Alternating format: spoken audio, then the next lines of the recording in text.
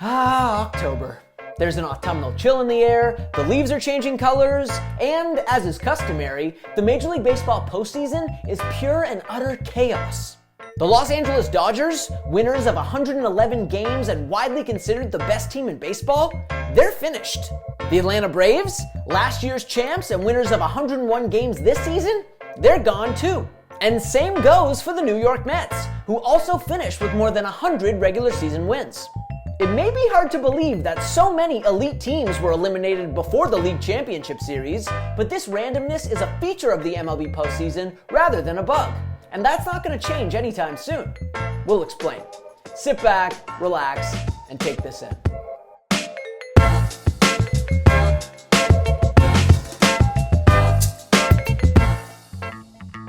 There's no denying that baseball's postseason has long been a crapshoot. Or, put another way, that regular season dominance isn't a predictor of postseason glory.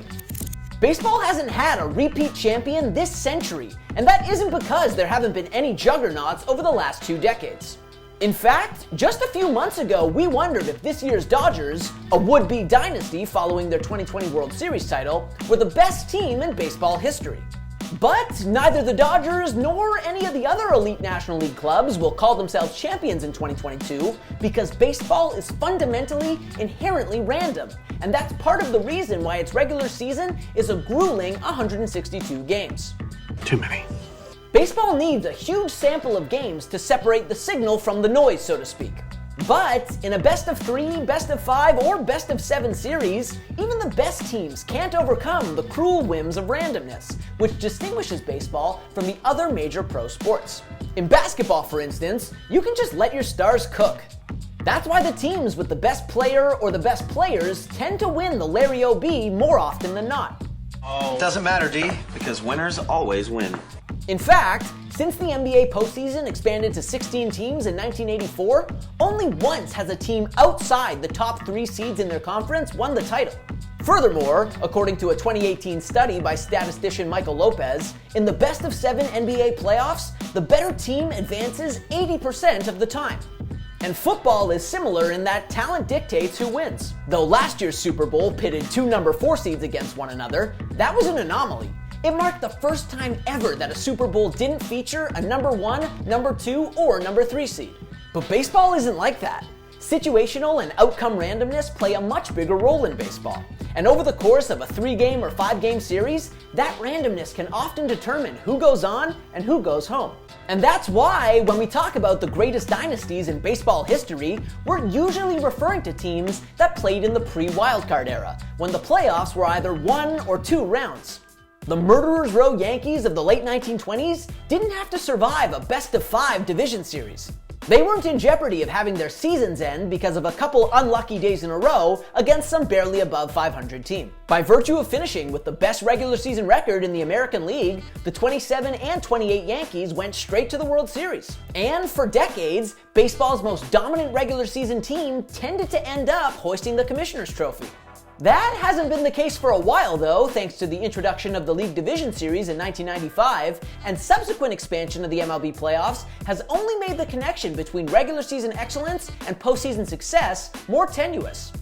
Excluding the COVID-shortened 2020 season, the team with the best regular season record has won the World Series just 30% of the time since the MLB Playoffs expanded to 10 teams in 2012. Last year's champions, if you recall, won only 88 regular season games. Better than nothing. And for those who see that as unfair, it's only going to get worse. This October, for the first time ever, a dozen teams made the MLB playoffs. That's 40% of the league, from 86-win teams to 111-win powerhouses, vying for baseball's top prize. And ultimately, given that almost half the league qualified for this small sample tournament largely dictated by statistical randomness, it's not unreasonable to say that the regular season has been stripped of some of its significance. Indeed. Nor for that matter is it unfair to question what exactly winning a World Series means. On one hand, the unpredictability of baseball's postseason makes for compelling theater. But if the 111-win Dodgers can have their season ended by the 89-win Padres in a best-of-5, and the World Series ultimately pits 2 teams with less than 90 regular season wins against one another, what does a championship prove? That's obviously not an easy question to answer, but it's one that baseball and its fans will continue to wrestle with. Because baseball is never going back to how it was in 1927. The postseason will only continue to expand. And unless MLB is prepared to entertain radical incentives for the top regular season teams, like buys into the LCS or World Series or extreme home field advantage configurations, the relationship between the marathon regular season and the sprint that is October will only get blurrier and blurrier. But what say you? Do you like the chaotic nature of the MLB postseason, or do you find it unfair? Let us know in the comments, and don't forget to subscribe to the channel. As always, we appreciate you. We'll see you next time.